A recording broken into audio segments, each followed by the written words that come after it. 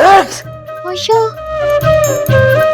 Sir, ನಾನು ಮಲ್ಗೆ ಹೂವನ್ನೇ ಮುಡ್ದಿಲ್ಲ. ಯಾಕೆ ಅಕ್ಷೆ ಬರ್ತಿದೆ ನಿಮ್ಗೆ? ನೀವು ಹೂ ಮುಡ್ದಿಲ್ಲ ಆದ್ರೆ ಪರವಾಗಿಲ್ವೇ, ಪತಿರಾಯರು ಕವಿಗಾರ ಆಗಕ್ಕೆ ಹೊರಟಿದ್ದಾರೆ. ಮುಡಿಸ್ಲಾ?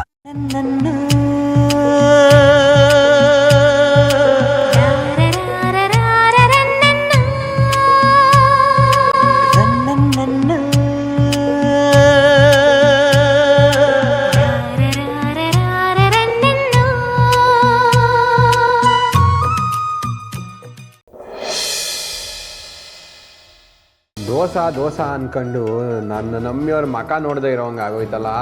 ಈ ಮಾವಯ್ಯ ಯಾರೋ ಕಳ್ಳ ಸ್ವಾಮೀಜಿನ ಕರೆಸಿ ಅವ್ರ ಹತ್ರ ಸುಳ್ಳು ಹೇಳಿಸಿ ನಾನು ಮತ್ತೆ ಜೋಗಿಯವರು ದೂರ ಇರೋ ಹಾಗೆ ಮಾಡಿದ್ದಾರೆ. ನನ್ನ ನಮ್ಮಿಯವ್ರು ನೋಡ್ಬೇಕು ಅನ್ನಿಸ್ತದಲ್ಲ, ಏನಪ್ಪ ಮಾಡೋದು? ನಾನು ಜೋಗಿಯವ್ರನ್ನ ನೋಡ್ಬೇಕು ಅಂತ ಅನ್ನಿಸ್ತಾ ಇದೆ. ಒಂದ್ ಕಿತ ಅವ್ರ ಮಕ ನೋಡ್ಕೊಂಡು ಬಂದ್ಬಿಡ್ತೀನಿ.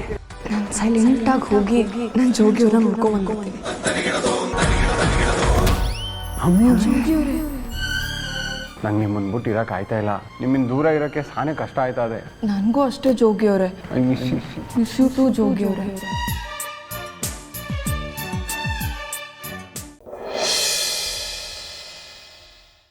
Aunty 1.5 lakh.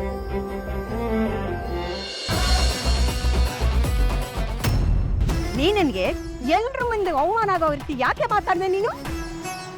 ಇನ್ನೊಂದು ಸಲ ನೀನೇನಾರು ಮೀನಿಗೆ ತೊಂದರೆ ಕೊಟ್ರೆ ನಿನ್ನ ಹಾಕ್ಬಿಡ್ತೀನಿ. ನೀವೆಲ್ಲ ವರ್ಕ್ ಮಾಡಿದ್ದು ಸಾಕು. ಸರ್, ಶಾಪ್ ಬೇಗ ಕ್ಲೋಸ್ ಮಾಡ್ತಾ ಇದ್ದೀರಾ? ನಾಳೆ ಬರಬೇಕಾ? ನಾಳೆ ಮಾತ್ರ ಅಲ್ಲ, ಇನ್ ಮುಂದೆ ನೀವು ಇಲ್ಲಿಗೆ ಬರೋಷ್ಟೇ ಇಲ್ಲ.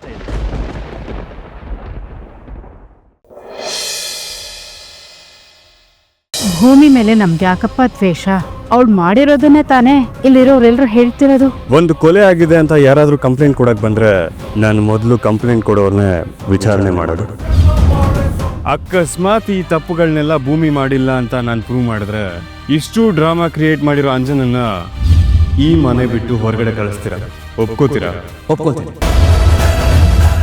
ಭೂಮಿ ಬ್ಯಾಗನ್ನ ನಾನು ರೆಡಿ ಮಾಡ್ತೀನಿ, ನಿನ್ನ ಬ್ಯಾಗ್ನ ನೀನು ಪ್ಯಾಕ್ ಮಾಡ್ತೀನಿ. ನಾಳೆ ಯಾವ ಈ ಮನೆಯಿಂದ ಹೊರಗಡೆ ಹೋಗ್ತಾರೆ ಅನ್ನೋದು ನಿರ್ಧಾರ ಆಗುತ್ತೆ.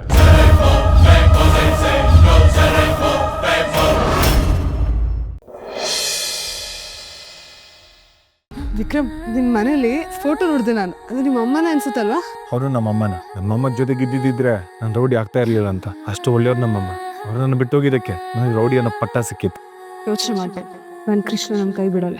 ಏನೇ ಆದ್ರೂ ನಾನು ಮಾತ್ರ ನಿನ್ನ ಜೊತೆನೇ ಇರ್ತೇನೆ. ಜೊತೆಯಲಿ ಜೊತೆಯಲಿ ಇರುವೆನು ಹೀಗೆ ಎಂದು.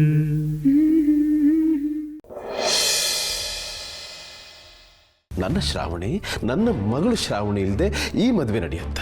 ಅಪ್ಪ, ನಿಮ್ ಭಾವನೆ ಇರೋದು ಶ್ರಾವಣಿ ಬರ್ಬೇಕು ಅಂತ ತಾನೆ? ಹಾಗಿದ್ರೆ ನೀವು ಬರಬೇಡಿ.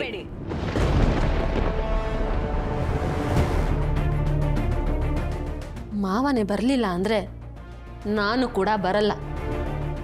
ದೊಡ್ಡಪ್ಪನೇ ಬಂದಿಲ್ಲ ಅಂದಮೇಲೆ ನಾನು ಅಲ್ಲಿಗೆ ಬಂದು ಏನು ಮಾಡಲಿ? ಶ್ರಾವಣಿ ಮದುವೆಗೆ ಬರಲ್ಲ ಅಂದರೆ ನಾನು ಬರಲ್ಲಮ್ಮ.